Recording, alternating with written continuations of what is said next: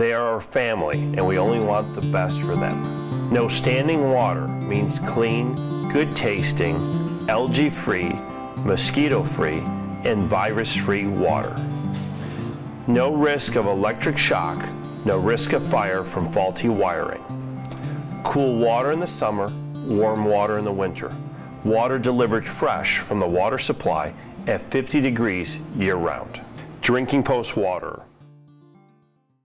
Hey, be sure and check out EquiAid, healing products for your horse, equiaid.com. The rural American lifestyle. It's how we work, and it's how we play. It's how we learn and how we enjoy the finer things in life. How we take care of our animals and tend to the land. It's a way of life. Has been for hundreds of years. Now there's a whole new way for rural America to watch TV. Well, welcome to Speaking of Horses. Today we are in Sedona, Arizona, Equus Film Festival tour stop. We caught up with some of the filmmakers. Let's watch. So, I'm Matthew Gary, and my film is Horsepacker, and we're here in Sedona, and my film is about a horsepacker in Rocky Mountain National Park, and it was actually his first year as the lead packer, taking over this large operation in Rocky Mountain. And we filmed, and it's actually been 3 years since we filmed this project, and when we did it, it was a surreal experience because, for one, the place we filmed was somewhat remote, and we got to have this story that was kind of told without bystanders, because we're actually filming in a national park, and it was so awesome to not have a bunch of people just poking their heads in, and we got to tell a real personal story between this man and him, you know, taking the reins, so to speak, as the new leader of this job, and that he had been an assistant for years. And this story got to be a lot more personal. And I also think that my main goal with this film was to preserve this job. I think that so many people hear of horse packing and don't really know what it is. Whenever I bring it up, unless you're really in the horse world, you don't know what horse packing is, and people have all their thoughts of what it is. But I know that the subject of my film was nervous about his job being replaced by helicopters, and you know, at some point, and I totally get it. It's a fear. It's because this job is hundreds of years old, and you know, I think I felt it was my job to preserve it. But there's areas in this country, and the Rocky Mountain areas that you were in, along with some areas in Idaho, which are almost, in some parts of Idaho, still almost uncharted. Right. Okay. Right. You're never going, even if you can see where you want to go, you're never going to get a helicopter there because of the terrain, because of, say, updrafts with the air coming out of canyons or valleys. You're not going to get there. The only way to get there is on a horse or a mule, and if you're going in with supplies, you got to pack them in, and to work those mountains, you have to know what you're doing to do it. Right. And that's what your film is about. Absolutely. And I think that it's also about, you know, it is dangerous, and I think that you do better, you know, you better know what you're doing. There are areas right now, people don't think about this. We have a group outside Fort Bragg in North Carolina who are training for this, for packing and for, you know, remote riding, because we are still running several horses in Afghanistan, in the Middle East, in the fighting we're doing there now, because there are areas in those mountains you will not get to any other way if you have to physically get there. So we do technically still have a handful of cavalry horses in the Army. Wow. Well, and I know there was that film that came out about the whole story. There's a big Hollywood film that recently came out about the film where it was about Iraq or something, and it was the story about the men on the horses that were fighting. Yeah. I can't remember with Andy. Right, You there know what was I'm talking a, about? yes, I do, Yeah, that yes. was a crazy story. Yeah. I was like, what? Yeah. I didn't even know Yeah. about that story. Yeah. So no, that's absolutely, that's So what fascinating. inspired you to do this film? What was your inspiration? My inspiration for this film was mainly because of our subject. His passion inspired me, and I, as a kid, I rode horses, you know, here and there as a kid, but I never was truly like subjected to,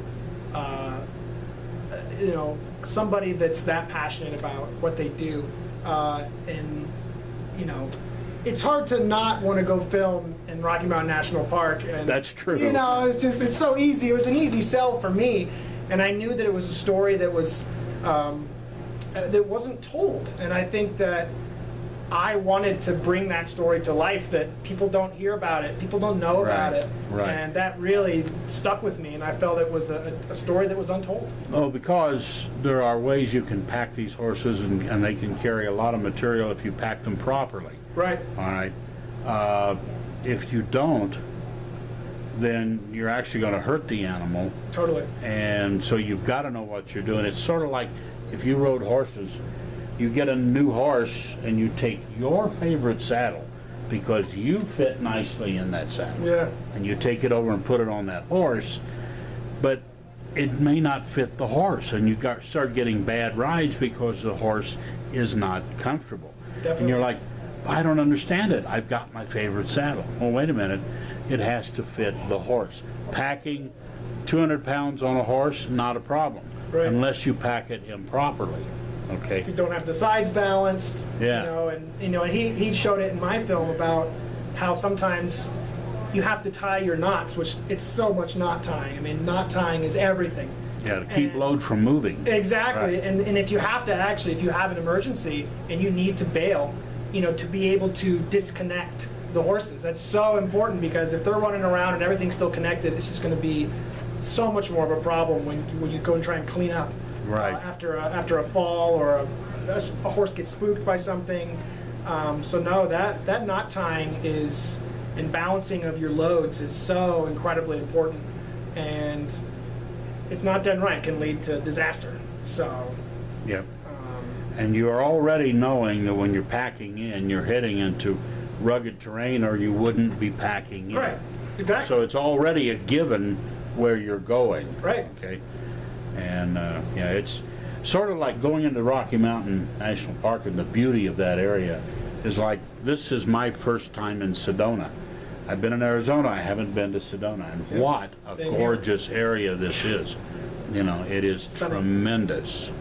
So how long have you been making films? So I went to film school at the University of Texas in Austin, and I graduated in 2013. And so now I started a production company after I graduated, and this was the first film that I made. And so that was about a year and a half after I graduated from film school. And so now, since then, we've been doing a lot of commercial work, and we are now about to actually take my Horsepacker film and turn it into a larger project for National Geographic. And that is the next step in my career, and we're all super excited. The film that's playing here is a 15-minute version of the film, and I cut it into a 3-minute version of the film as well, and I submitted it to a competition in National Geographic, and we were one of the finalists for this competition. And after the whole thing, they wanted to expand it into a piece for their Wild TV network. And Wow. so it's super exciting. Yeah. And so now we're trying to put together the final pieces into deciding what exactly it is that we're expanding upon, and what parts of the story we didn't include in the first version, and how to improve on what we did in the first version as well. And so Because that would fit very nicely with the format of going into the wild. This is Absolutely. another avenue of going into the wild, where you're really into the wild with no man-made, so to speak, Right. apparatus that would bother wildlife. Wildlife will come right to you. yeah, Okay, as I'm sure you experienced in the yes. film. Yes. Oh yeah, no fear when you're out there. Yeah, when you're out there like that, without the noises or the smells, Right. you know, of what man has made, you're out there totally with what nature has created, what God has made, and you're right in the middle of it, and it is amazing. It is amazing, and I think that, like I said before, for us it was so lucky when we're out there and we're 5 miles into the woods, and you know we're still on a trail that is for the public, but nobody was out there, and so I really enjoyed not having, you know, tourists scare away wildlife or getting the shot, and we got to really have this like man in nature and horse. Or like some tourists who would try to pet the snakes. Or whatever. Something crazy. You know, they just didn't get the concept. Well, I'll tell you what, it's a very a wonderful project because you can do backpacking so very well, and you can do it so very wrong. Yes. And the horse is the main brunt of both sides of it. They either enjoy it because the load itself is not that great on the horse as long as it's there properly. Right. You know, and you're right, the knots, to be able to dump that load immediately if you have a problem. So there's so much to it. There is, and I also think too, it's interesting that there are so many different ways to pack a horse, and all these different operations at different parks and different operations, they do it differently.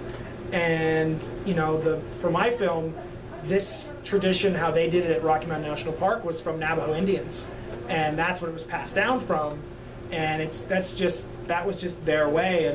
And one thing that I kind of wanted to expand on was going to some other parks and seeing how they do it differently, and having the host, the filmmaker from the subject from my film be the host, and actually go and have other horse packers teach him how they do it, you know, in say Yellowstone or somewhere else. And because I think that's fascinating too, that it's not all the same way.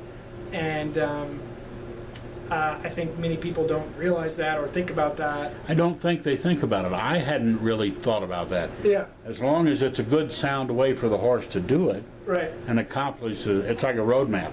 There's many different roads that'll lead to, well, Sedona, no, there's only a couple. Yeah. But would lead to like Phoenix, okay? Yeah. And it's just which one you choose and they'll all work. Right. Okay. Well, Matthew, it's been fun. Thank you very Absolutely. much. Appreciate it. Thank you for having me. And we enjoy you being here on Speaking of Horses. I'm glad to be here. Thank you. Welcome to the world of orange slow feeder, the longest lasting, highest quality slow feed net in the world. We currently have 12 different sizes, and we have anywhere from a small trailer net clear up to a 6x6 round bale or a 4x4 8 square bale net. And you can contact us at orangeslowfeeder.com. We also have a Facebook page, and we're at Pinterest, and we'll be on Twitter soon. Premium equine supplements with microencapsulated probiotics and digestive enzymes. Our formulas holistically treat all of your horse's nutritional needs from the gut up. We have simplified the science of equine nutrition while providing highly effective and affordable products. In order to have your horse give their best, you should be giving them the best with Equus. Thank you to Matthew for coming. I know when you're a filmmaker, you love for people to see your movie. And so 100%. that's what it's all about, and that's what Equus is all about. I also want to point out that Matthew's film shows the really great side of packing and how wonderful it can be. And the film block that's coming up after this can show you the other side. So while you're here, have a chat with Susan Ash of Save, because two alternating views. We're going to start putting those two films together so you kind of see both sides of it. But Matthew, take it away. I know we'll have some questions for you if you want to just talk a little bit about your film. We're also going to have Randy Helm talk a little bit about his work that he's doing in the Arizona Correctional Facility. So got a lot of fun. Go for it, Matthew. Yeah, so basically we first off, we filmed in Rocky Mountain National Park in Colorado, and on the west side of the park, which is kind of the lesser known traveled part of the side. You know, they have the east side and the west side. And we went over there. It's actually we filmed in 2015, so it's been a little while since we actually were out there. And this project came about basically because horseback was the subject of our film, was a family friend of mine since I was a kid. And we always knew that he had all these interesting jobs that he did, and he traveled the world, and he worked in New Zealand with horses, and he did a lot of different things with horses. And we called him up and just kind of asked if we could come make a film about him and what he does. And he was all for it. And we basically shot it in about 4 days, and the editing process took a little longer than that. But an exciting thing is that currently we are about to expand the film into a larger project, and we had National Geographic that came and spoke with us and wants to make it into a project for them. And so in a couple of weeks, I'm actually going back up to Colorado, and we're going to film more. We're going to go out on a packing adventure for probably a week, about probably 15, 20 miles out into the woods, and that's super, super exciting. But I found myself really wanting to see where he ended up. And yeah. So the people that were there waiting for the animals. Totally, and that's absolutely something that we wanted to cover, was go out there when he's actually on a pack and meet the people out there. But time just ran out, and we filmed that in September, and they go, and that's very near the end of their whole packing season. And no, that's for the expanded project. We will absolutely go into that, and there's a lot of dangers in that job, and they do search and rescue as well, which I think is a really interesting piece that we didn't get to cover. And usually when they have a search and rescue operation, the horses are the first people on the ground, first on the scene, and that's something that's kind of hard to capture because you never know when it's going to happen or really how to do it. So that's something that we're going to try and cover a little bit in our next project as well. So you have to have a GoPros. Yeah, no, we'll have GoPros in there as well. And there's a lot of crazy stories that he told me that, they go out in pouring rain and thunderstorms, and he'll have all these horses connected, and you never know when one one's going to get spooked. And he said times where he's had to jump off his horse, and all the horses get separated, and cords wrangling up everywhere, and it can be quite a dangerous, terrifying situation. So luckily they want to be together. They're to go home too. Exactly. So that's another thing that I want to expand more on, is that I think that it's a risky job too, and these guys out there are really brave. I think that's one way to put it. Was it just the two of them? Was it just him and the girl working there? It was. It's a very small operation on that side of the park. And usually they just have a lead packer and an assistant. And, they'll work with rangers and they'll work with the trail crew, but in terms of the packing, it's just the two of them. And they carry a big load, so to speak. And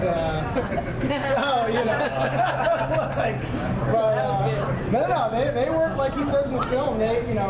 He's with horses all day, every day. Sometimes he's just handling the horses. And I always thought that was fascinating that, in his job, you rarely see people. How big is the area that they cover? They can go up to about 20, 25 miles that they'll go on their longest trek. And that's actually, when they're going out there, and people that are living out there for weeks. And they'll deliver their food, and they'll take back their trash, and all that sort of stuff. No, they can go pretty far. I mean, we didn't go that far. We went about 5 miles, and but I want to go further. So that will be coming up.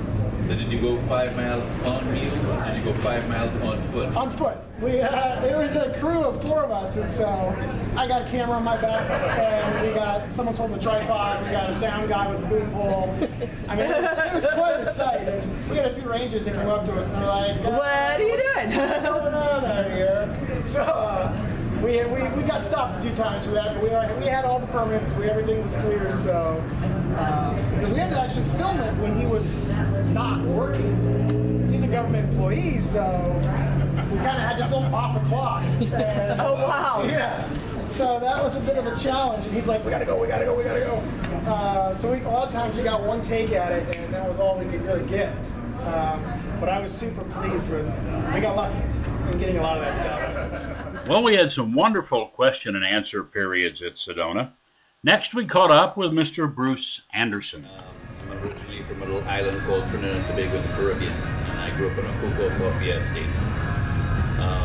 And I've been around horses and donkeys pretty much all my life. On the estate, we didn't have roads. We live in a valley. To bring the crops in, we use the donkeys. And sort of that's where I sort of first encountered the four-legged animals. And it hasn't pretty much changed since then. About 20 years ago, my mum had passed on, and the pressure created by that caused a shift in the direction that we went in life, not intentionally.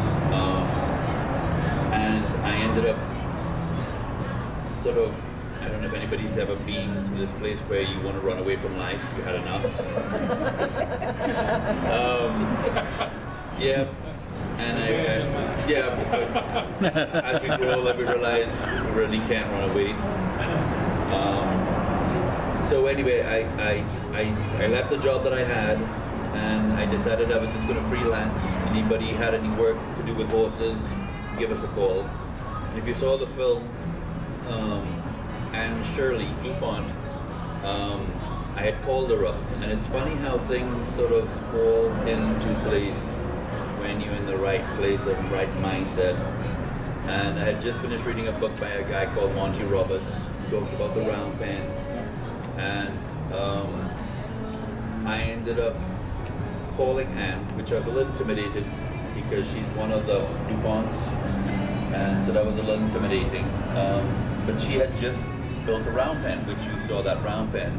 It's where it all started. And she had these 5 horses, and that's where the journey started.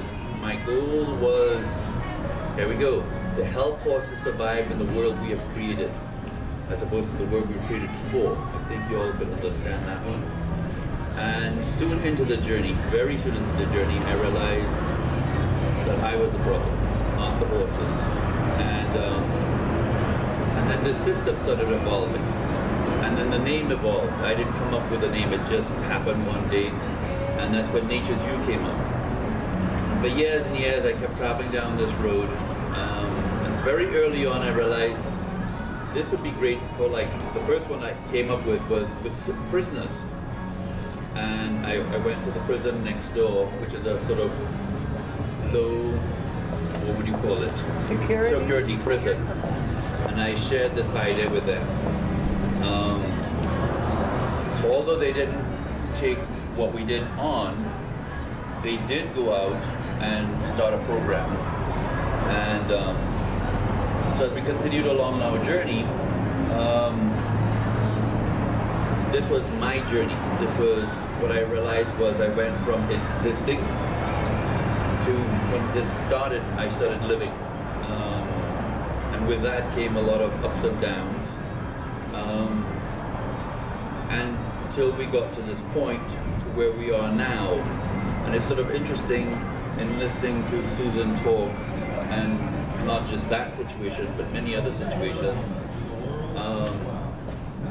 I realized that the pieces from this work added to that situation and other situations. Like we do work with, have worked with police, corporate work. We're starting to do some of that. Kids in schools. These 2 pieces that I talk about that we're missing, and not only that, but the conditioning done to us at a very early age. What I've found is it's not all mental. King Barns, located in New Holland, Pennsylvania. If you want a great custom-built barn, you got to contact kingbarns.com. All kinds of customized barns, top-grade materials, and wonderful custom design to meet your request. Please check out King Barns today. Source Nutrition. One of the fine sponsors, Source Nutrition, micronutrients developed from the seaweed harvested off the coast of Maine, aids in digestion, helps with older horses, keeps everything moving fine in your horse's digestive tract. Check out Source. First, I want to introduce Wayne Williams, who's back in the back there filming. His TV show is Speaking of Horses, and so you can get some info on that from him. And we have Susan Ash here with Save, the Havasu pack animals. I'll let her tell you more about that. Bruce is going to talk a little bit about the film you just saw if you were in the theater called The Edge, and I'm happy to answer questions if anybody has any about the Spotlight series. So, Susan, we're going to start with you. Okay. You want to tell us a little bit, and then if anybody has questions. So, if you saw the Spotlight series, ours was the first piece on Save the Havasupai horses, which is about the abuse of the Havasupai pack animals on the Havasupai Reservation in Grand Canyon. The abuse has been going on for well over 40 years. We have documentation going back that far, and pictures, at least going back to 1983. Nobody has done anything about it all this time. Nobody, until we came along and we started our organization in February of 2016. We've actually gotten a successful, and actually the first successful prosecution of a tribal member for animal abuse, and that was of Leland Joe in federal court in Flagstaff in April of 2016, and SAVE was instrumental in securing that conviction, and it jump-started our efforts. But we have a long way to go, and we need more people involved and interested and willing to A, help us spread the word, and B, make sure that everybody that you ever run across who knows about this and says something to the effect of, there's nothing we can do about it, to say, no, that's not true. There is something that you can do about it, and all you have to do is contact SAVE. So, does anybody have any questions about anything that you saw? Yeah. I actually didn't see that because came in at 5. Okay. What is SAVE? What does that stand for? It stands for Stop Animal Violence, which is not the best name in the world, I have to admit. But somebody else decided on it, and I got outvoted. And so we don't use that very much, we just go with SAVE. So it's Save Havasupai Horses. But the name of our organization, the acronym for our organization is SAVE.